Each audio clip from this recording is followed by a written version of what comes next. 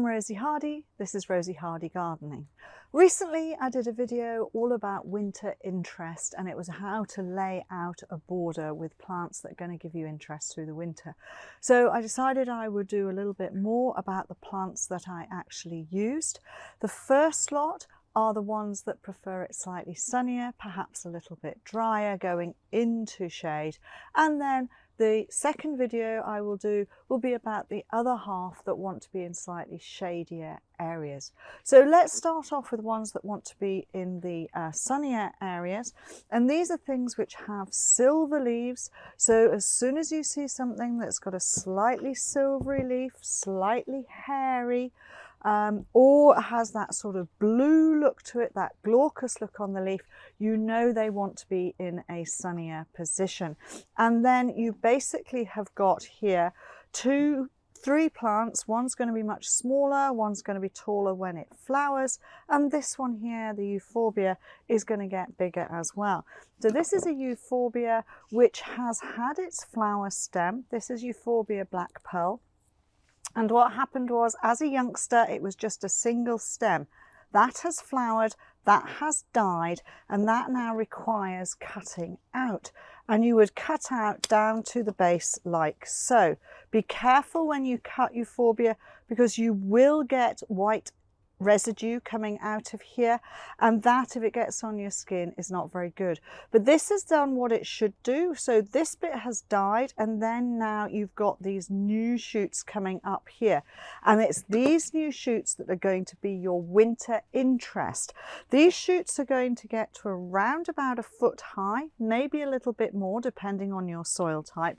They like a free draining soil, and they are then going to be around about a foot across as well. So that's 30 centimetres by 30 centimetres.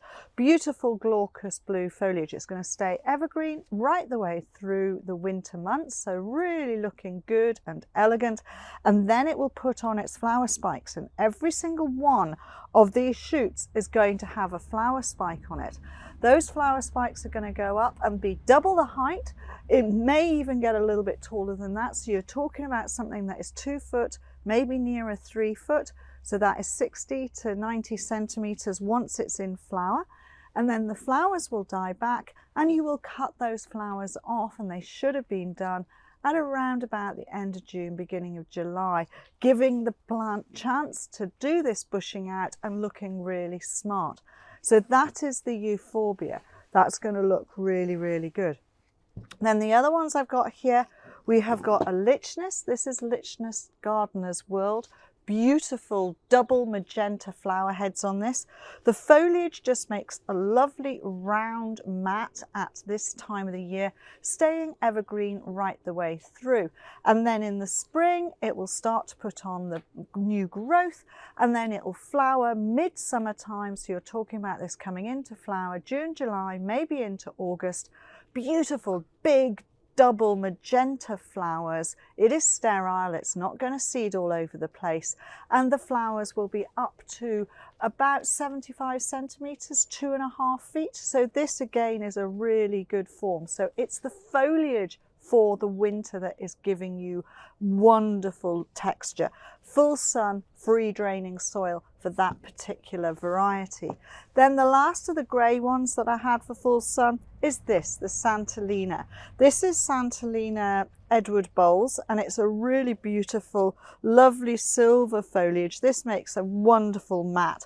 Now they come up into flower during the summer months. They have a pale lemon flower on them, so they're not that bright acid yellow, they're a lovely pale yellow.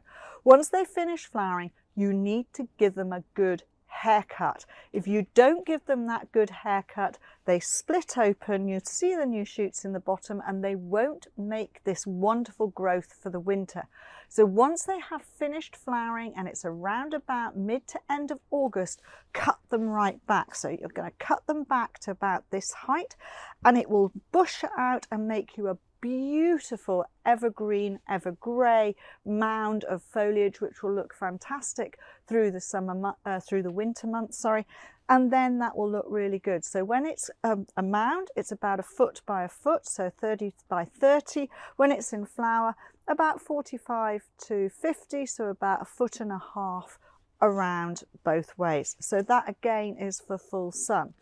The other things that were there for full sun, which were evergreen, giving you foliage, are these, the TEUCRIUM, TEUCRIUM lucidrys. This has beautiful pink flowers right the way through the summer months. And again, it's one of these things that can get a little bit straggly when it's in flower. Give it a good haircut back around about September time and you will get this beautiful dark green mound. So this is another thing which is now being used as an alternative to box hedging or something like that, because it doesn't get the disease, plus it flowers. Also, if you can't grow lavender, then this is an alternative, but the trouble is it's pink flowered, but it's a really good thing. This is hedge germander. This is a really old plant that used to be used for hedging long time ago, and it went out of fashion. All you got to do is remember to give it a good haircut and it stays neat and tidy. So that's TEUCRIUM lucidrys. And then for really low ground cover and looking fantastically evergreen right the way through, do be aware this can spread and make quite a large clump. This is Globularia cordifolia. Globularia cordifolia just hugs the ground and it's a really good evergreen. This will take all sorts of really rubbish dry soil and just cover. And in the spring, early summer, beautiful round blue flowers on this. It's a lovely thing. It's underrated, but it's brilliant for ground cover. Globularia, so that is an excellent one as well. And then the two grass-like plants that I had in the winter interest border were these two CAREX.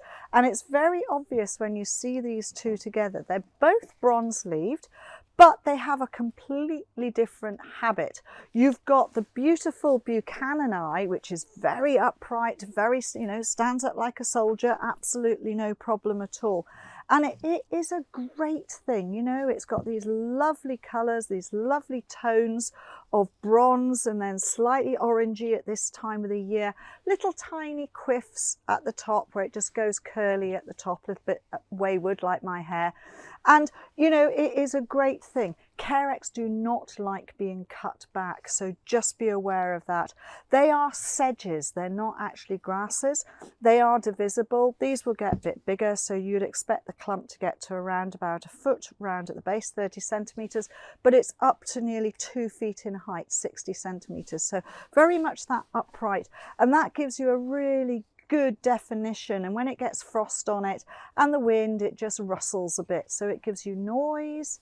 It's quite noisy, and that is really great. I love this one because it's just so easy to put in and it doesn't take up a huge amount of space, but it's got height. So that one will go in a sunny position, needs a little bit of moisture but doesn't have to be too wet.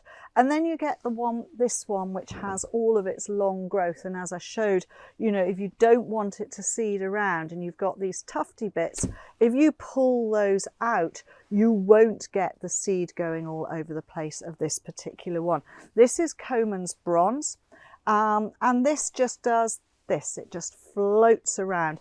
So this is something that could be planted, say, somewhere where you've got an edge and it will fall over and cascade over. But again, a sunnyish position and it's really happy, but this lovely colour. Now when they die off and they get dead growth in the middle, it's a matter of pulling it out. It's not something that you cut back down. It takes them a long time to grow back up if you do cut them back down. Let's move on to the plants which will take a little bit of sun, but they will also take part shade, and they will take probably not quite so moist conditions, but they need a little bit. And we've got the TIARELLA and HEUCHERELLA. Both of these are related. So if you had a HEUCHERA and you had a TIARELLA and you cross those two together, you would get the HEUCHERELLA. And you can see that when you look at the flowers of a HEUCHERELLA. So HEUCHERELLA are really, really good because they've got a parent that likes full sun and a parent that likes shade and will tolerate most conditions. They're a very, very useful plant. They keep on flowering for a really long time because they are a sterile plant. This particular one, Cracked Ice, has beautiful foliage foliage, lovely markings on the foliage, lovely flowers which sit well above the plant here, beautiful creamy colours with dark stems. They look fantastic.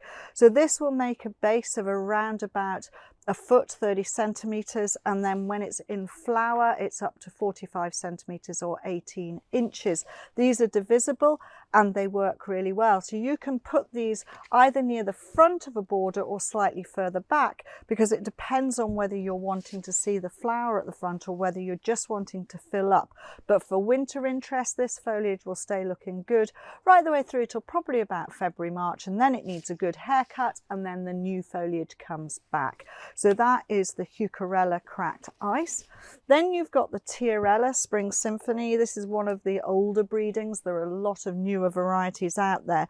But the beauty of TIARELLA is that they always have these lovely leaves with gorgeous chocolate markings in the center of the leaves, and this particular form makes a lovely tidy round mat, and then beautiful flowers in the spring, which if you deadhead and pull the flowers out, you'll get more flowers coming through just a little bit later. But again, that one will take a bit of part shade and slightly drier, doesn't have to be too wet, the conditions where that is. Then you've got a saxifrage. Now quite often when you get saxifrage that look like this, so these ones which have got these wonderful rosettes, and this is all the new stuff coming on the bottom, this is Monarch. I love this variety. It's a really beautiful variety. This one you can push into the shade, and people forget that I'll do that, but it doesn't want to be wet shade, so it'll go into slightly drier shade. And when the rosettes are fully formed and it's a bigger plant, a more mature plant, up to just under a foot round at the base, but then the flower spike goes up to around about 2 feet. So it's coming up and bending over. Absolutely beautiful flowers on this particular variety, SAXIFRAGA Monarch. And so that is something that is 30 centimetres by 60 centimetres when it's in flower. So that one can be pushed into a shadier spot. Then of course you've got hellebores, and hellebores, depending on their breeding, will go in all sorts of different conditions. And these ones here that I've got are 2 different forms completely. You've got this one which is really quite large at the moment. You can hear it's quite leathery leaves, beautiful form, dark stems, lovely dark green foliage with a lovely red centre to it. So that is great, and as a plant like this looks super right the way through the winter months, but it isn't far off starting to being putting on its flower buds. So the buds are here. This is going to be flowering probably December, January, and then going on, and the flower will stay looking good. This one is Emma. So this is a nigercors cross, and it's a really fine plant. So basically what you get is foliage just under a foot high, 25 centimetres, but spreading out to probably 1.5 feet across. So that's a really good spread with this evergreen foliage. And then beautiful pale green to buff coloured flowers which come up and show themselves off really well. Now this one will take shade, it will take a little bit of sun, it will take dry conditions into moister conditions. So a very useful variety.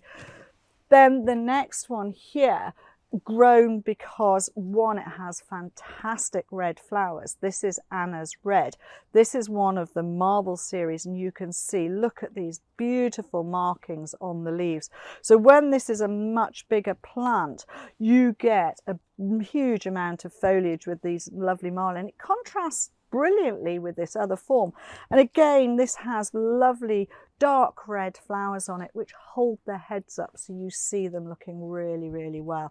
This is a British bred one, and it's a fantastic form. So that is Anna's Red, and you can push that to a sunny spot, to a shadier spot. It will be quite happy. The last of the ones that I had in this half of the border, which was slightly starting in sun, going into shade, and then going into the moister areas. The last one is the Pulmonaria, and this one is Trevi's Fountain. Now Trevi's Fountain has beautiful blue flowers in the spring, really cracking form, but it has these wonderful spotted, leopard spotted type leaves here, which are really, really cracking. And these look great through the autumn. They'll start to die back, yes, and then in the spring they'll come out with the flowers again. But at the moment it's still doing its thing, and it will start to deteriorate once you get through to around about December, January time. Now I tend, although these are quite low growing, so the foliage is only going to get to about 6 inches, 15 centimetres by about 18 inches, 45 centimetres.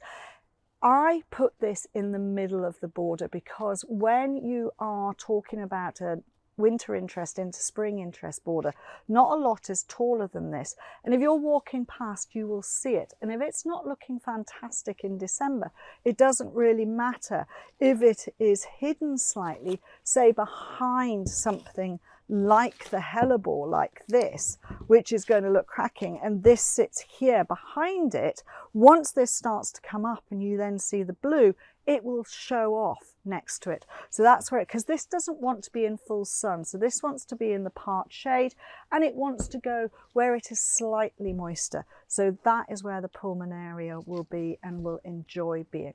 So that gives you a huge amount of different interest for that part of the border.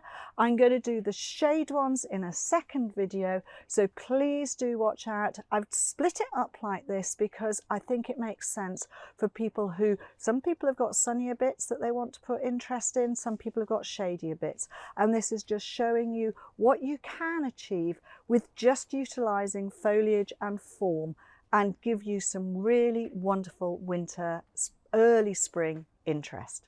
Thank you very much for watching.